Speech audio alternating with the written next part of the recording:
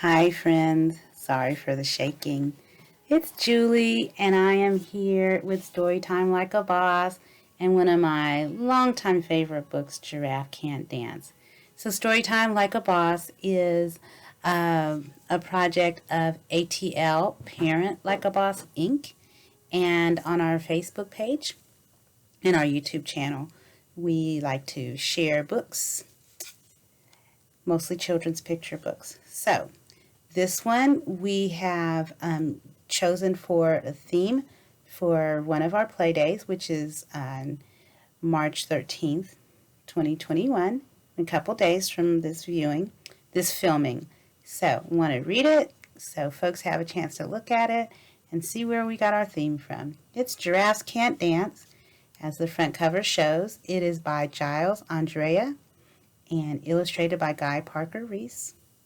That's my front cover. Here's the back. Gives us an idea what the book is about.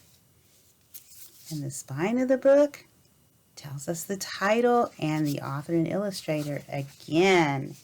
Yes. And so sometimes inside the front cover we might have more information about the book, but today the inside the front cover on this board book just starts in on the story. So I will too.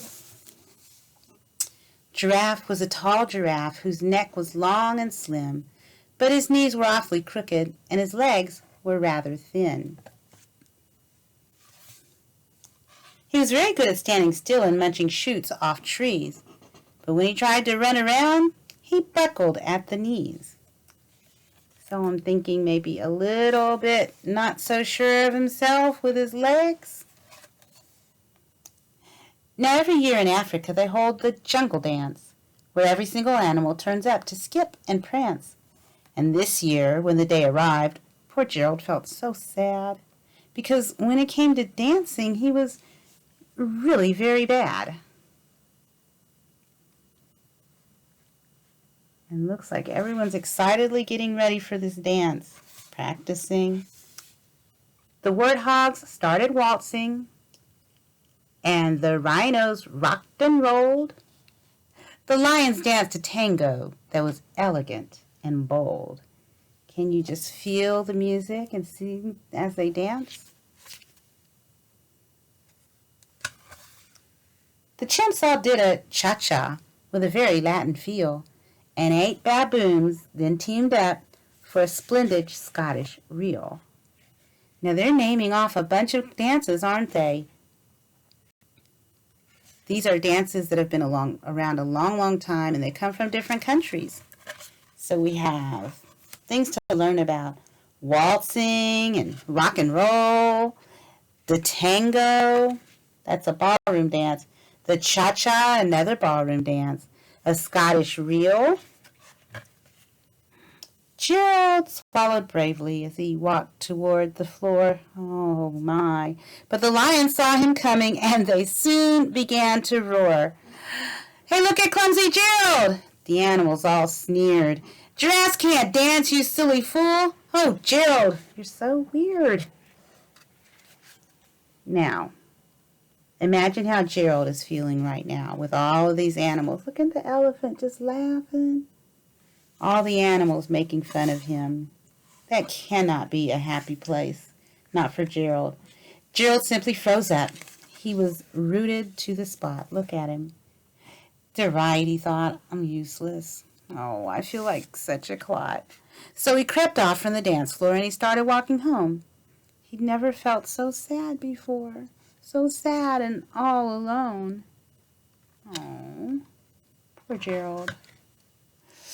Then he found a little clearing and he looked up at the sky, at the moon and the stars. "The moon can be so beautiful," he whispered with a sigh. "Excuse me," coughed a cricket, who'd seen Gerald earlier on. "But sometimes when you're different, you just need a different song. Ever felt like that? You ever felt different?" "I certainly have." Listen to the swaying grass. And listen to the trees. To me, the sweetest music is the branches in the breeze. So imagine that the lovely moon is playing just for you. Everything makes music, if you really want it to. Oh, look, that's a blissful, blissful, sweet face. With that, the cricket smiled and picked up his violin. Did you know crickets played the violin? Then Gerald felt his body do the most amazing thing.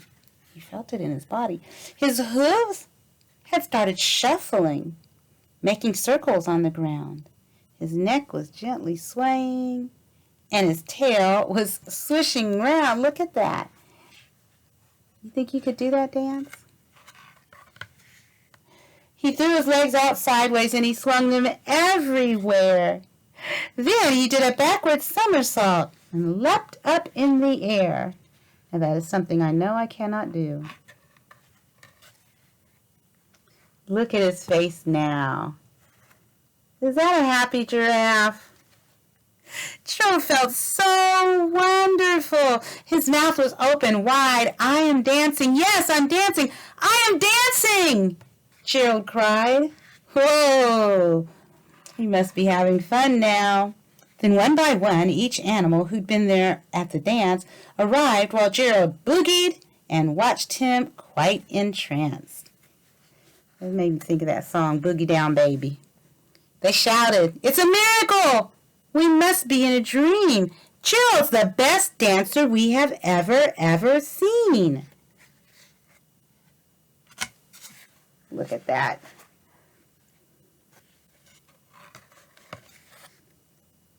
How did you learn to dance like that? Please, Gerald, tell us how.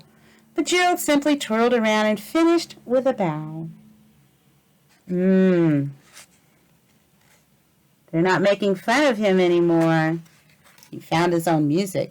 Then he raised his head and looked up at the moon and stars above. We all can dance, he said, when we find music that we love. And that is the end. I was about to say amen, because when you find the music that really moves you, it's very easy to dance to it. So, Mr. Giles Andreae dedicated this to his cousins at Sandbanks, and Mr. Guy Parker-Rees dedicated this for Phi, John, Rod, and Andy. So sometimes when people write and illustrate stories, they have somebody in mind while they're writing it. So they do these dedications, and often they put them in the front of the book. But for this one, they're at the very end. It could be some special children or someone who's really been special to the lives of the authors and artists, but you will often see that in a book. And I dedicate this reading to our Playday series. And like I said, we are promoting literacy through play, and we love to choose meaningful children's books to share. So I hope you enjoyed this, and happy reading. Peace, everybody.